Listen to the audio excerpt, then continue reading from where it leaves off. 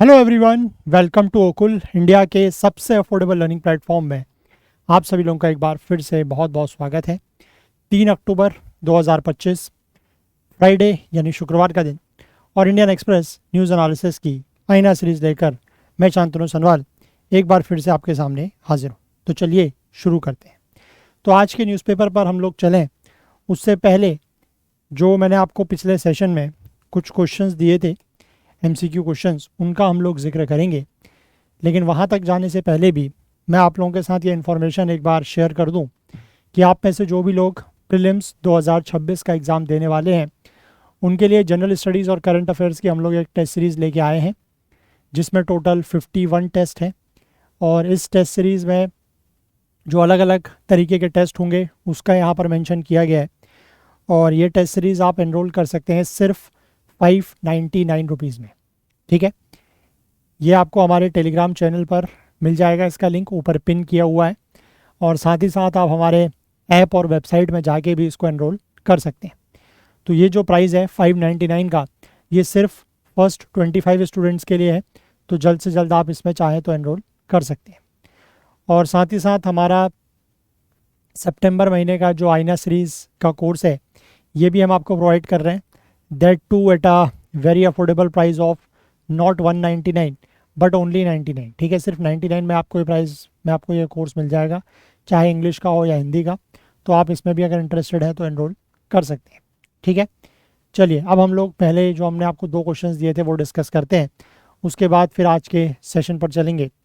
तो परसों हमने एक क्वेश्चन डिस्कस किया था, मतलब मैंने आपको दिया था कि consider the following statements regarding the safeguards and procedures under the national security act of 1980।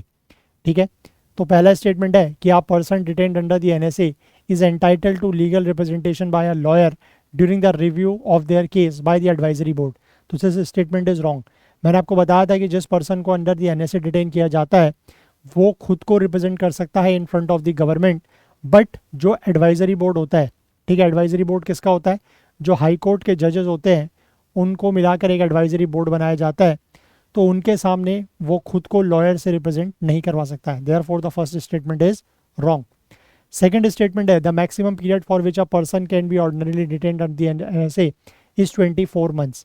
ठीक है, तो 24 मंथ्स नहीं है, इट इज़ 12 मंथ्स, यानी कि किसी भी व्यक्ति को 12 महीने से ज़्यादा NSA के अंदर डिटेन नहीं कर सकते। तो ये दिस ऑल्सो गोज रॉन्ग। और तीसरा स्टेटमेंट है कि the detention under the NSA is considered punitive aimed at punishing an individual for the act they have already committed. तो detention under the NSA is not punitive, rather it is preventive detention. ठीक है, preventive detention. तो from this ये तीसरा statement भी गलत हो जाता है। तो which of the statements given above is or are correct? तो answer will be option D, that is none of the above is correct. ठीक है, तो आई होप अगर आप लोगों ने इसका जवाब दिया होगा तो आप लोगों का सही हुआ होगा। चलिए अगला क्वेश्चन देखते हैं। अगला क्वेश्चन मैंने आपको दिया था with reference to the carbon fertilization effect. ठीक है, often discussed in the context of climate change and forest, consider the following statements. It is primarily a result of rising atmospheric CO2 concentrations leading to an enhanced rate of photosynthesis in plant.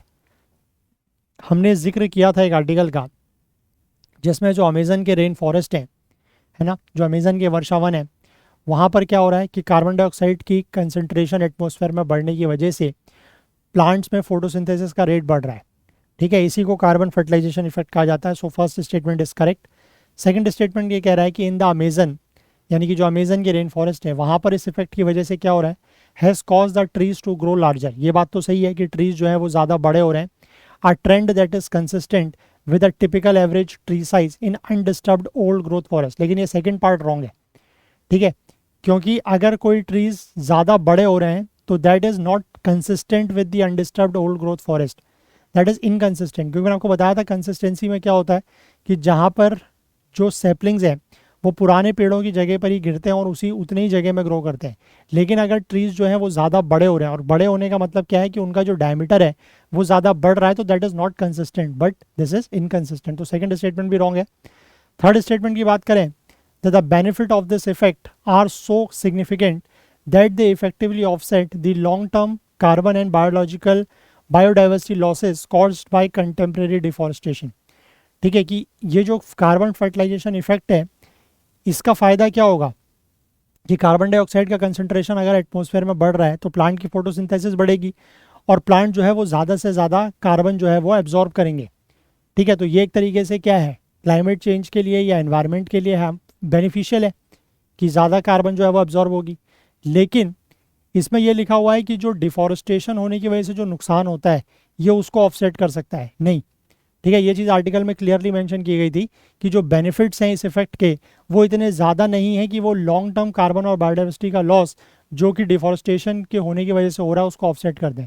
So third statement is wrong. ठीक है, विच of the statements given above is or are correct? Third one तो wrong है, first और second wrong है, ये भी wrong है। The answer is one only. ठीक है, क्लियर है बात? चलिए, तो आज के क्वेश्चंस हम लोग देखेंगे। पहले आज का आर्टिकल देख लेते हैं, उसके बाद दो क्वेश्चंस हैं वो मैं फिर आपके साथ डिस्कस मतलब शेयर करूंगा, आप उनके आंसर्स कमेंट में दीजिएगा, then we will discuss the in the next session. ठीक है, चलिए, तो फिलहाल आज का आर्टिकल हम लोग देखते हैं। आज हम लोगों को बेसिकली एक आर्टिकल जो है वो कवर करना है, ये एक्सप्लेन पेज का आर्टिकल है। इससे कुछ मिलता जुलता आर्टिकल हम लोग अभी कुछ दिनों पहले भी देख चुके हैं, लेकिन आज फिर से इस बात को देखेंगे। देखिए, आर्टिकल का टाइटल है the curious case of GDP data. ठीक है, यहाँ पर सबसे पहले ये लिखा है, जो ये पहली लाइन दी गई है इसको अगर हम पढ़ें तो ये क्या कह रहा है कि इंडिया की जो रियल जीडीपी ग्रोथ है has frequently out performed expectations. ठीक है, मतलब इंडिया की जो रियल जीडीपी ग्रोथ है वो उम्मीदों से ज़्यादा है, उम्मीदों से बेहतर परफॉर्म कर रही है। ठीक है, yet policy makers continue to try and boost consumption. लेकिन इसके बावजूद रियल जीडीपी उम्मीदों से ज़्यादा बेहतर परफॉर्म कर रही है, लेकिन उसके बावजूद जो पॉलिसी मेकर्स हैं वो क्या कर रहे हैं, कंजम्पशन बढ़ाने की कोशिश कर रहे हैं। ठीक है, if the economy is Indeed growing fast. अब अगर रियल जीडीपी जो है वो एक्सपेक्टेशन से बेटर परफॉर्म कर रही है तो इसका मतलब जीडीपी या इकोनॉमी क्या है, अच्छी ग्रो कर रही है। तो अगर इकोनॉमी अच्छी ग्रो कर रही है तो इस तरीके के दखल देने की या इस तरीके के कंजम्पशन बूस्ट करने वाले मेजर्स उठाने की ज़रूरत क्यों पड़ रही है। ठीक है, तो इसी सवाल को लेकर हम इस आर्टिकल पर चलेंगे। देखिए, आर्टिकल क्या कह रहा है, When observing the data pertaining to the Indian economy, two seemingly incompatible trends are spotted। ठीक है, यानी कि जब हम इंडियन इकोनॉमी, भारतीय अर्थव्यवस्था से संबंधित आंकड़ों को या डेटा को देखते हैं तो हमें दो ऐसे ट्रेंड्स देखने को मिलते हैं जो एक दूसरे से इनकम्पैटिबल हैं। ठीक है, पहला क्या बात कर रहा है ये, on one hand official data show that India's real GDP growth not counting the effect of inflation has generally been better than expected. ठीक है, यानी कि इंडिया की जो जीडीपी ग्रोथ है not counting the effect of inflation, मतलब real यहाँ पर ये टर्म दिया हुआ है बट इट इज़ नॉट जो रियल जीडीपी होती है वो, ये बेसिकली बात कर रहे हैं नॉमिनल जीडीपी की, क्योंकि नॉमिनल जीडीपी में ही हम इफेक्ट ऑफ इन्फ्लेशन को नहीं लेते हैं। ठीक है ना, अगर हम नॉमिनल जीडीपी में इन्फ्लेशन के इफेक्ट को जो है वो लेते हैं, इंक्लूड करते हैं, तो वो रियल जीडीपी बन जाती है। तो यहाँ पर ये कह रहा है कि जो जीडीपी ग्रोथ है ये बेटर देन एक्सपेक्टेड है। ठीक है, ये अभी हमने कुछ दिनों पहले जो आर्टिकल डिस्कस किया था वहाँ पर भी ये बात हमने देखी थी। ठीक है, अब जीडीपी बेसिकली क्या है, essentially overall size of the economy, जिसको अलग अलग तरीके से कैलकुलेट किया जाता है ना। आप लोगों ने हमारा जो एनसीईआरटी का एक कोर्स था इसका इकोनॉमी का, वहाँ पर आप लोगों ने एक चैप्टर पढ़ा होगा, क्लास 12th की जो मैक्रो इकोनॉमिक्स की बुक है उसमें ही एक पहला चैप्टर है नेशनल इनकम अकाउंटिंग। उसमें अलग अलग तरीके से बताया गया है कि जीडीपी को कैलकुलेट कैसे किया जाता है। उसमें एक मेथड होता है एक्सपेंडिचर मेथड। एक्सपेंडिचर मेथड का मतलब है कि इकोनॉमी में जितने भी अलग अलग एंटिटीज़ हैं, ठीक है, जैसे कि इंडिविजुअल्स, कंपनीज, गवर्नमेंट्स, वो जितना भी खर्चा कर रहे हैं उन सारे खर्चों को मिला के जो है वो क्या बनता है, that becomes your expenditure method. और वहाँ से जो मतलब डेटा निकलता है वो होता है जीडीपी बाय एक्सपेंडिचर मेथड। ठीक है, तो वही चीज़ यहाँ पे लिखी गई है।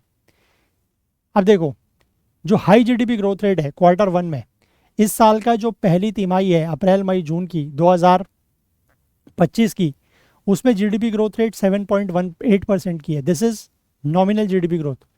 ठीक है, इट सरप्राइज्ड एवरीवन। इसकी वजह से मतलब ये जो डेटा इतना ज़्यादा था इसकी वजह से सभी लोग जो है वो आश्चर्यचकित है, आरबीआई के गवर्नर भी। ठीक है, आरबीआई ने गवर्नर ने अभी जो मॉनेटरी पॉलिसी कमेटी की बैठक हुई है उसमें भी उन्होंने इसके बारे में जिक्र किया था। The government has pointed to this number as proof that India continues to remain a bright spot as the fastest growing major economy globally. ये जो बातें हैं ये हमने जो पिछला आर्टिकल डिस्कस किया था कुछ दिनों पहले उसमें भी ये बातें की थी। ठीक है, कि सरकार जो है वो इस नंबर का जिक्र बार बार करती रहती है इस बात का सबूत या प्रूफ देने के लिए इंडिया जो है वो बड़ी अर्थव्यवस्थाओं में सबसे तेज़ी से ग्रो करने वाली इकोनॉमी है। ठीक है, even as the countries around the world struggle to beat economic contraction. और वहीं जहाँ दूसरे दुनिया जो है मतलब सॉरी दुनिया के जो दूसरे देश हैं, बड़ी बड़ी अर्थव्यवस्थाएं हैं, वो इकोनॉमिक कॉन्ट्रैक्शन को या एक तरीके से कह सकते हैं कि आर्थिक जो मंदी है उससे लड़ने में मतलब काफ़ी ज़्यादा स्ट्रगल कर रहे हैं। वहीं इंडिया जो है वो काफ़ी तेज़ी से और फास्टेस्ट ग्रोइंग मेजर इकोनॉमी यहाँ पर देखने को मिल रही है। एक बात तो ये हो गई। ठीक है, और वहीं दूसरी तरफ क्या है, most major policy moves in recent years have been about giving some form of tax relief to raise consumption level. एक तरफ तो हम कह रहे हैं कि हमारी जीडीपी बहुत अच्छी ग्रो कर रही है, और दूसरी तरफ हाल ही के वर्षों में यानी कि इन द रिसेंट ईयर्स ऐसे कदम उठाए गए हैं जिसमें क्या दिया जा रहा है, टैक्स में छूट दी जा रही है। ठीक है, और टैक्स में छूट दी जाएगी तो लोगों के पास होगा क्या, जो लोगों के पास डिस्पोजेबल इनकम है, जिसको पर्सनल डिस्पोजेबल इनकम कहते हैं, वो बढ़ जाएगी। तो उससे क्या होगा कि लोगों की जो खरीदने की कैपेसिटी है ना, लोगों का जो कंजम्पशन कैपेसिटी है, जो आप एक तरीके से कह सकते हैं बाइंग कैपेसिटी है, या जो कंजम्पशन लेवल है वो बढ़ जाएगा। है ना, तो ये दोनों एक तरीके से क्या है, कॉन्ट्राडिक्टरी बातें हैं, है ना, इनकम्पेटेबल चीज़ें हैं। तो फरवरी 2023 में जब जनरल इलेक्शन होने थे, 2024 में इलेक्शन होने थे, तो उससे एक साल पहले सरकार ने जो है वो 7 लाख तक की इनकम पर प्रति साल यानी कि सालाना 7 लाख तक की इनकम पर इनकम टैक्स से एग्जम्पशन दे दिया, इनकम टैक्स से छूट दे दी कि 7 लाख वालों तक को, जिनकी 7 लाख तक की कमाई है, उनको कोई भी टैक्स नहीं भरना। ठीक है, और इसी के 2 साल के बाद जब नरेंद्र मोदी वापस से प्रधानमंत्री बनते हैं, हालांकि सीट जो है वो थोड़ा सा कम हो जाती है, तो फिर ये लिमिट बढ़ा के 12 लाख कर दी गई। है ना, पिछले साल के बजट में आपने देखा होगा कि इस लिमिट को बढ़ा के 12 लाख कर दिया गया। And to be sure the average annual income of an Indian in February 2025 was around 2.3 lakh. ठीक है, लेकिन हमने ये देखा कि 12 लाख तक की इनकम में छूट तो दी गई है, लेकिन इंडियन की मतलब एक भारतीय की जो एवरेज एनुअल इनकम है वो सिर्फ 2.3 लाख है। ठीक है, ये बात भी आप समझिए। और मोस्ट रिसेंटली अभी क्या किया गया है, जीएसटी के रेट्स में अनाउंस किया गया है कट। है ना, जीएसटी के रेट्स में कमी की गई है, ये बात आप समझ पा रहे हैं। तो ये बेसिकली दो चीज़ें क्या हैं, दो चीज़ें काफ़ी ज़्यादा कॉन्ट्राडिक्टरी हैं, इनकम्पैटिबल हैं। तो इसीलिए यहाँ पर इसको कहा गया है द इनकन्ग्रुएंस। इनकन्ग्रुएंस का मतलब है कि जब दो चीज़ों में सिमिलैरिटी ना हो, ठीक है, संगतता ना हो। अब वही कह रहे हैं कि even if the economy is growing fast, surprising even the policy makers and the markets, then there would be no need to artificially boost overall demand and consumption. Obvious सी बात है कि अगर इकोनॉमी इतनी अच्छी ग्रो कर रही है, इतनी तेज़ी से ग्रो कर रही है, जिससे कि पॉलिसी मेकर्स और मार्केट भी हैरान है, तो फिर इस तरीके से आर्टिफिशियली ओवरऑल डिमांड और कंजम्पशन को बढ़ाने की कोई ज़रूरत नहीं है। ठीक है, लेकिन लगभग पिछले 2 सालों में अगर हम बात करें तो इन्फ्लेशन या महंगाई जो है वो एक समस्या रही है ना। अभी हाल ही के महीनों में महंगाई जो है वो थोड़ा सा कम हुई है, इन्फ्लेशन थोड़ा सा कम हुआ है, लेकिन पिछले 2 सालों में ज़्यादा रही है। ठीक है, अब टिपिकली क्या होता है कि जब कोई इकोनॉमी तेज़ी से ग्रो करती है तो इन्फ्लेशन भी ऊपर चला जाता है ना, क्योंकि इकोनॉमी अगर तेज़ी से ग्रो करेगी तो इसका मतलब क्या है कि जो डिमांड है वो बहुत तेज़ी से बढ़ रही है, लेकिन सप्लाई उस डिमांड को आप कह सकते हैं कि उसके बराबर नहीं बढ़ेगी। डिमांड तेज़ी से बढ़ी, डिमांड हैज़ आउटपेस्ड सप्लाई। ठीक है, increase demand has outpaced the supply. Supply तेज़ी से नहीं बढ़ी, डिमांड बहुत तेज़ी से बढ़ गई, तो उससे होगा क्या, वही एक अनार 100 बीमार वाली कहानी है ना, कि चीज़ कम है, लेने वाले ज़्यादा हैं, खरीदार ज़्यादा हैं, डिमांड ज़्यादा है, तो होगा क्या, इन्फ्लेशन हो जाएगा। लेकिन जब डिमांड कम होगी तो क्या होगा, इन्फ्लेशन कूल्स यानी कि महंगाई कम हो जाएगी। And policy makers try to boost demand through tax and interest cut rates. ठीक है, यानी कि जब डिमांड कम होगी तो इन्फ्लेशन कम होगा, तो उस समय पर डिमांड बढ़ाने के लिए क्या किया जाता है, टैक्स में छूट दे दी जाती है, जो लोन्स वगैरह होते हैं उनके इंटरेस्ट रेट कम कर दिए जाते हैं। ठीक है, ताकि लोग जो है उनके पास ज़्यादा पैसा बचे और वो ज़्यादा पैसा खर्च करें। ठीक है, तो on the face of it growth is running hot, yet policy makers are trying to boost demand. अब यहाँ पर अजब चीज़ हो रही है ना, कि हम ये कह रहे हैं कि ग्रोथ भी काफ़ी अच्छी हो रही है, लेकिन उसके बावजूद जो पॉलिसी मेकर्स हैं वो डिमांड बढ़ाने की कोशिश कर रहे हैं, है ना। वित्त मंत्री निर्मला सीतारमण ने ये कहा कि जो जीएसटी की दरें हैं, जो जीएसटी के रेट्स हैं, उनको कम किया जा रहा है, और ऐसा करने से क्या होगा कि जो कंजम्पशन है वो बढ़ जाएगा। ठीक है, डिमांड बढ़ेगी, कंजम्पशन बढ़ने का मतलब क्या है कि लोगों की डिमांड बढ़ेगी। तो लोगों की डिमांड बढ़ेगी तो जो सामान वो कंपनियां बेच रही हैं उनको क्या करना पड़ेगा, ज़्यादा सामान प्रोड्यूस करना पड़ेगा, सप्लाई बढ़ानी पड़ेगी। सामान ज़्यादा प्रोड्यूस करने के लिए क्या करना पड़ेगा, उनको अपनी जो कैपेसिटी है ना, मैन्युफैक्चरिंग कैपेसिटी है वो बढ़ानी पड़ेगी। तो उसके लिए ज़्यादा इन्वेस्टमेंट करना पड़ेगा।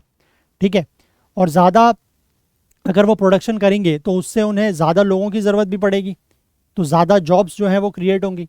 जॉब्स ज़्यादा क्रिएट होंगी तो उससे टैक्स बेस बढ़ेगा। ज़्यादा जॉब्स बढ़ेंगे मतलब ज़्यादा लोगों को नौकरियां मिलेंगी, तो ज़्यादा लोग टैक्स देने की स्थिति में भी आएंगे, तो टैक्स बेस बढ़ेगा।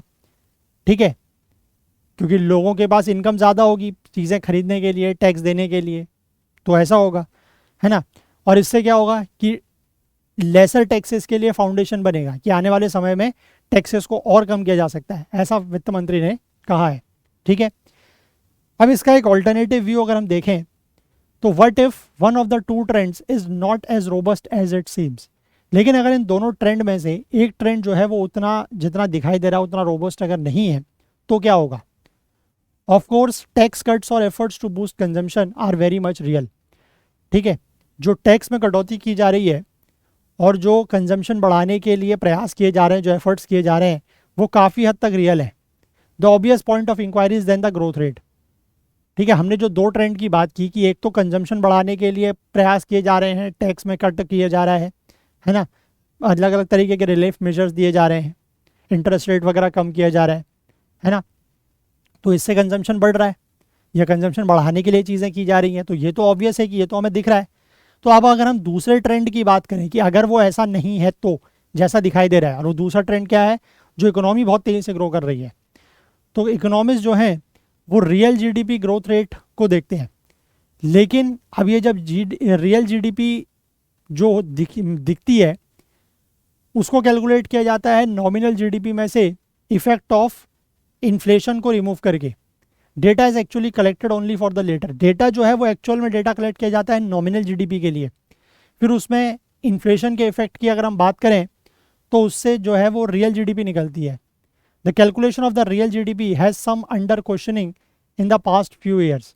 ठीक है, जो रियल जीडीपी का कैलकुलेशन है ये पिछले कुछ सालों में सवालों के घेरे में रहा है। कई सारे एनालिस्ट ने ये क्लेम किया है कि real GDP growth rate is over स्टेटिंग India's economic momentum, कि इंडिया का जो इकोनॉमिक मोमेंटम है उसको बढ़ा चढ़ा के दिखाया जा रहा है या वो दिख रहा है रियल जीडीपी ग्रोथ रेट की वजह से। जबकि सरकार जो है वो ये आर्ग्यू करती है कि डिट्रैक्टर्स जो हैं, यानी कि जो उसके आप कह सकते हैं क्रिटिक हैं, आलोचक हैं, विरोधी हैं, वो नॉमिनल जीडीपी डेटा का यूज़ करते हैं ये दिखाने के लिए कि ग्रोथ जो है वो काफ़ी वीक है, कमज़ोर है। ठीक है, अब यहाँ पर ये कह रहे हैं कि जब हम ग्रोथ को अगर जज करना चाहते हैं तो उसके लिए रियल जीडीपी डेटा जो है दैट इज़ बेटर। लेकिन it may be instructive to look at the nominal GDP growth rate for many reasons. लेकिन कई सारे कारणों की वजह से जो यहाँ पर दिए गए हैं, नॉमिनल जीडीपी ग्रोथ रेट को देखना जो है वो भी सही माना जाता है। अब नॉमिनल जीडीपी ग्रोथ रेट को देखना सही क्यों माना जाता है, उसके लिए कारण ये है क्योंकि ये एक्चुअल ऑब्जर्व्ड वेरिएबल है। ठीक है, and thus less susceptible to being question. मतलब ये ऑब्जर्व डेटा है तो इसके ऊपर सवाल उठने मतलब कम सवाल उठेंगे। Nominal GDP is the main benchmark for almost all the key economic variables. मतलब कई सारे ऐसे इकोनॉमिक वेरिएबल्स हैं जो नॉमिनल जीडीपी के ऊपर बेस्ड होते हैं। ठीक है, जैसे कि टैक्स कलेक्शंस, ओवरऑल डेट जो है सरकार की है, जो ग्रॉस फिस्कल डेफिसिट है, वो सारे के सारे नॉमिनल जीडीपी के बेंचमार्क होते हैं, मतलब नॉमिनल जीडीपी से ही रिलेटेड होते हैं, नॉट दी रियल जीडीपी। ठीक है, अब बहुत जल्द जो है वो अगले साल के बजट का काम शुरू हो जाएगा और nominal GDP and it's growth rate will be the starting point for all calculations. और जितने भी कैलकुलेशंस होंगे वो सारे के सारे नॉमिनल जीडीपी और उसके जो ग्रोथ रेट है उसके हिसाब से वो कैलकुलेशंस किए जाएंगे बजट में भी। नॉमिनल जीडीपी जो है वो कैप्चर करता है demand story of the economy better than the real GDP which maps the supply story better. ये पॉइंट या ये लाइन बड़ी इंपॉर्टेंट है कि जो नॉमिनल जीडीपी है वो बेसिकली इकोनॉमी की डिमांड साइड को दिखाती है। ठीक है, और वहीं जो रियल जीडीपी है वो सप्लाई साइड को दिखाती है। ठीक है, additionally the nominal GDP data can help compare the economic momentum before the covid pandemic, यानी कि जब कोविड-19 पेंडेमिक हुआ तो उससे पहले का जो इकोनॉमिक मोमेंटम था, ठीक है, या उस समय का जो डेटा था उसको कंपैरिजन करने के लिए नॉमिनल जीडीपी का डेटा हेल्प कर सकता है। 2020 से जो इकोनॉमिक डेटा है, अप्रैल 2020 से, इसमें कई सारी स्टैटिस्टिकल एनोमलीज रही हैं, क्योंकि जैसे लॉकडाउन आ गया, ठीक है, या फिर रशिया यूक्रेन वॉर की वजह से महंगाई बहुत ज़्यादा बढ़ गई, तो उसमें काफ़ी ज़्यादा प्रॉब्लम्स रही हैं, है ना। तो इन सब चीज़ों की वजह से आप जो रियल जीडीपी है उसको उतना ज़्यादा अच्छे से यूज़ नहीं कर सकते फॉर कंपैरिजन। जैसे 2019-20 की बात करें, इन्फ्लेशन जो है वो पॉलिसी रेंज यानी कि जो 4% ±2% है उसके अंदर था, ठीक है, लेकिन इकोनॉमी में जो है वो शार्प स्लो डाउन देखने को मिल रहा था, है ना। ये देखा गया था कि जो कार और टू व्हीलर की इन्वेंट्रीज़ हैं, मतलब उनकी बिक्री कम हो रही थी, इन्वेंट्रीज बढ़ रही थी, है ना, क्योंकि कंजम्पशन जो है वो कम होने लगा, है ना। तो ये चीज़ हमने देखी, लेकिन उसके बावजूद अगर हम बात करेंगे तो हमें ये देखने को मिलेगा कि नॉमिनल जीडीपी का डेटा जो है वो कंपैरिजन के लिए बेहतर है। अब यहाँ पर ऊपर एक टेबल दिखाई गई है, उसकी अगर मैं बात करूँगा अभी आपसे, उसमें क्या बताया गया है, उसमें नॉमिनल जीडीपी ग्रोथ बताई गई है for the first quarter of recent years, यानी कि पिछले कुछ सालों के जो पहली तिमाही रही है, जो फर्स्ट क्वार्टर रहा है, उनके यहाँ पर डेटा जो है वो दिखाए जा रहे हैं, ठीक है, सिर्फ फर्स्ट क्वार्टर का। It is instructive also because quarter one was most affected by the pandemic. और क्वार्टर वन का डेटा इसलिए लिया गया है क्योंकि क्वार्टर वन ही जो था वो पेंडेमिक से सबसे ज़्यादा प्रभावित हुआ था। अब ये जो डेटा है, जो टेबल है, वो इस नॉमिनल जीडीपी का और साथ ही साथ जो तीन मेन कंपोनेंट होते हैं जीडीपी के, उनका ईयर ऑन ईयर ग्रोथ दिखा रहा है, लेकिन वही जो क्वार्टर वन का डेटा है वो, ठीक है। जो तीन कंपोनेंट है जीडीपी के, उसमें पहला क्या है, expenditure by the Indians in their private capacity, मतलब जो इंडिविजुअल्स खर्चा करते हैं, एक्सपेंडिचर मेथड से ही बात की गई है, ठीक है, जो इंडिविजुअल्स अपने प्राइवेट कैपेसिटी में खर्चा करते हैं वो बताई गई है, जिसको कहा जाता है technically private final consumption expenditure. और ये जीडीपी ग्रोथ का सबसे बड़ा इंजन है, मतलब सबसे ज़्यादा जो जीडीपी है वो यहीं से आती है, 55 to 60%, ठीक है। दूसरा होता है बेसिकली जो इन्वेस्टमेंट के लिए एक्सपेंडिचर किया जाता है, प्राइवेट बिजनेसेस के द्वारा भी और सरकार के द्वारा भी, ठीक है। तो इससे बेसिकली होता क्या है कि जो प्रोडक्टिव कैपेसिटी है वो बढ़ती है, और इसको कहा जाता है ग्रॉस फिक्स्ड कैपिटल फॉर्मेशन। ये जो ओवरऑल जीडीपी का 25 to 30% रहता है।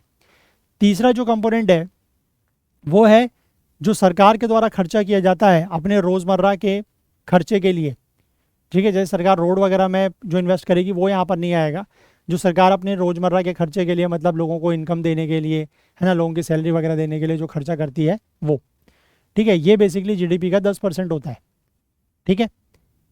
Then comes the total income of the corporate economy, फिर आता है जो कॉर्पोरेट इकोनॉमी है, जो कंपनीज हैं उनकी total income, capturing another side of the demand, ठीक है। आप देखो यहाँ पर क्वार्टर वन का जो डेटा है, यानी कि अभी इस साल का 2025-26 का जो क्वार्टर वन है, उसके अगर हम डेटा को देखें तो इससे हमें ये चीज़ दिखती है कि the growth is being buoyed up by the government expenditure, यानी कि जो हमें ओवरऑल ग्रोथ ज़्यादा दिखाई दे रही है वो किस वजह से ज़्यादा दिखाई जा रही है, क्योंकि जो गवर्नमेंट एक्सपेंडिचर है वो ज़्यादा है, ठीक है। देखो मैं यहाँ पर पहले आपको डेटा दिखाता हूँ, ये है जून 2025 का डेटा, ठीक है, यानी कि ये वाले डेटा की अगर हम बात करेंगे तो ये इस साल का डेटा है, ये वाला कॉलम, ठीक है, मतलब ये वाली रो।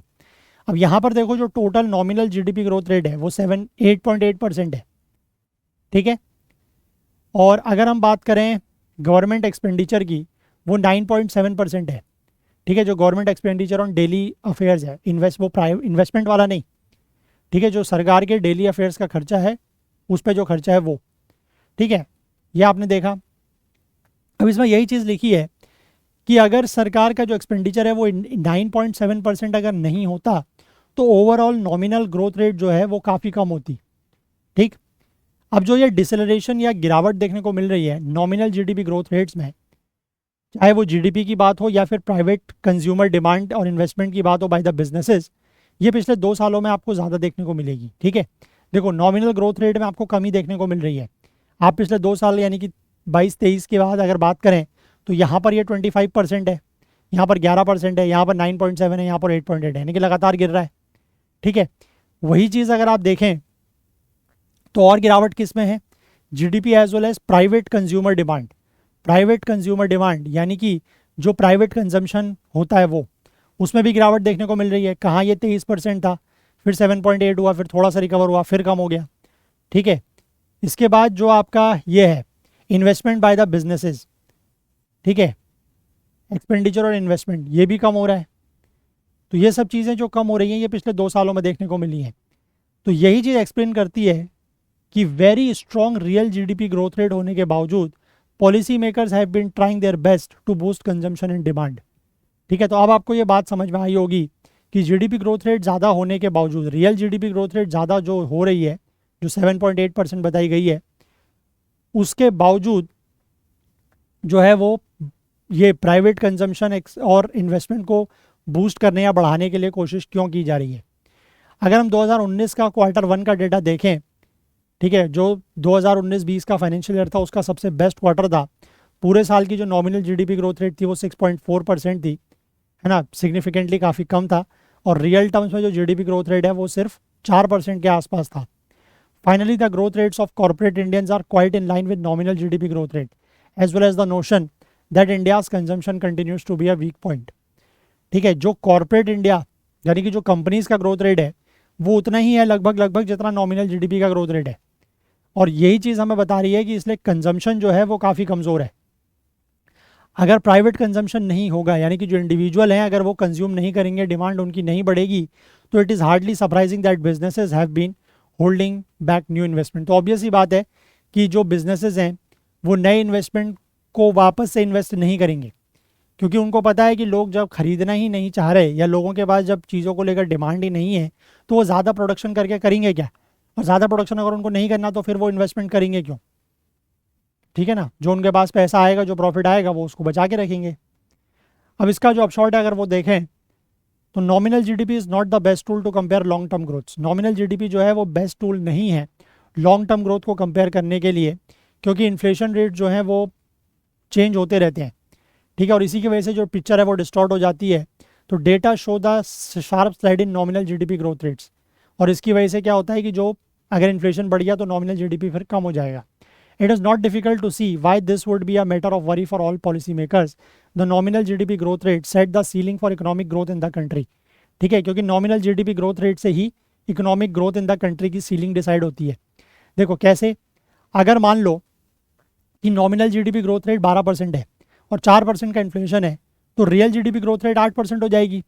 लेकिन अगर नॉमिनल जीडीपी ग्रोथ रेट ही 8 या 9% के आसपास है तो इससे क्या होगा कि रियल जीडीपी ग्रोथ रेट के लिए तो चैलेंज हो जाएगा। अगर चाहे 3-4% का इन्फ्लेशन रहा तो रियल जीडीपी ग्रोथ रेट तो आपकी 5-6 या 4-5% के आसपास आ जाएगी, है ना, क्योंकि this is because bearing exceptional times और statistical anomalies India's economy unlike developed countries will likely continue to have an inflation rate close to 4 at least for a retail consumer. वही मैंने आपको बताया है ना कि 4% के आसपास जो है वो रिटेल कंज्यूमर्स के लिए इन्फ्लेशन रहेगा। और publicly defending the strong real GDP growth rates, policymakers in India continue to active the policy as the economy is actually much weaker। क्योंकि वही है, मैंने आपको बताया कि नॉमिनल जीडीपी ग्रोथ रेट अगर 8-9% की है, 4% के आसपास अगर इन्फ्लेशन हो गया तो रियल जीडीपी ग्रोथ रेट तो आपकी वही 4-5% पर आ जाएगी। तो उसी के बावजूद, ठीक है, कि स्ट्रांगली जो पब्लिकली डिफेंड किया जा रहा है strong real GDP growth rate को, लेकिन जो पॉलिसी मेकर्स हैं वो इसीलिए काम कर रहे हैं क्योंकि उनको ये दिख रहा है कि जो इकोनॉमी है वो उतनी स्ट्रॉन्ग है नहीं जितनी दिख रही है या जितनी दिखाई जा रही है या पोर्ट्रे की जा रही है। ठीक है, आई होप आप बात समझे। इस तरीके के आर्टिकल्स जो है वो इंपॉर्टेंट है इकोनॉमी में, कंसेप्ट बेस्ड क्वेश्चंस यहाँ से बनते हैं। एग्जैक्टली जो डेटा दिया जाता है वो बहुत ज़्यादा आपको याद नहीं रखना है। ठीक है, बस डेटा के ट्रेंड्स को समझिए और जो कंसेप्ट हैं उनको समझिए। ठीक है, चलिए, तो आज हमें यही एक आर्टिकल डिस्कस करना था तो ये हमने डिस्कस कर लिया। अब हम लोग जो है वो आज के क्वेश्चंस देख लेते हैं जिनको मैं एक्सपेक्ट करूंगा कि आप लोग कमेंट सेक्शन में ज़रूर इनके आंसर देंगे और हम इनको अगले सेशन में इनके आंसर्स डिस्कस करेंगे। ठीक है, एक जो अभी इंडिया का डीप ओशियन मिनरल एक्सप्लोरेशन है इंडियन ओशन में, उसको लेकर एक क्वेश्चन है, 3 आर्टी स्टेटमेंट्स हैं, आप आंसर ज़रूर बताइएगा। इसके बाद हम लोग अगले क्वेश्चन पर चलते हैं जो यही नॉमिनल जीडीपी ग्रोथ रेट वाले आर्टिकल से रिलेटेड है, इसको भी आप लोग देखिएगा। इसके भी 3 आंसर्स हैं, कमेंट सेक्शन में जवाब दीजिएगा और अगले सेशन में हम इनके आंसर्स डिस्कस करेंगे। ठीक है, चलिए, तो 2026 की अगर आप तैयारी कर रहे हैं तो प्रीलिम्स के लिए आप लोग जो है वो इस टेस्ट सीरीज़ को ज्वाइन कर सकते हैं। नीचे जो हमारे टेलीग्राम चैनल का लिंक दिया गया है वहाँ पर इसका लिंक आपको मिल जाएगा, हमारी ऐप और वेबसाइट में मिल जाएगा, वहाँ से आप इसको जो है वो एनरोल कर सकते हैं। और हमारे आईएनएस सीरीज़ के कोर्स में भी आप एनरोल कर सकते हैं। बहुत जल्द इस महीने का कोर्स भी आपके सामने होगा। और अगर आपको सेशन पसंद आया हो तो लाइक ज़रूर करें, ज़्यादा से ज़्यादा शेयर करें। आपके जो भी डाउट्स हैं, जो क्वेरीज़ हैं, वो आप कमेंट कर सकते हैं। चैनल को अभी तक आपने सब्सक्राइब नहीं किया है तो वो ज़रूर कर लें, बेल आइकन प्रेस करना ना भूलें ताकि वीडियोस की नोटिफिकेशन आपको ऑन टाइम मिल सके। और साथ ही साथ जो हाईलाइटेड आर्टिकल्स हैं वो हमारे करंट अफेयर्स ओकुल टेलीग्राम चैनल पर आपको मिल जाएंगे। उसके लिए आप हमारे इस चैनल को ज्वाइन कीजिए। इसका लिंक नीचे डिस्क्रिप्शन में दिया हुआ है, या फिर आप इसको कमेंट सेक्शन इसको आप करंट अफेयर्स ओकुल नाम से सर्च भी कर सकते हैं टेलीग्राम पर, या फिर जो ये QR कोड दिया है इसको स्कैन करके भी ज्वाइन कर सकते हैं। तो चलिए आज के लिए इतना ही रखते हैं, बाकी फिर से मिलेंगे अगले सेशन में। तब तक के लिए अपना बहुत बहुत ध्यान रखें। Please do take care of your self. Thank you, have a nice day, bye bye.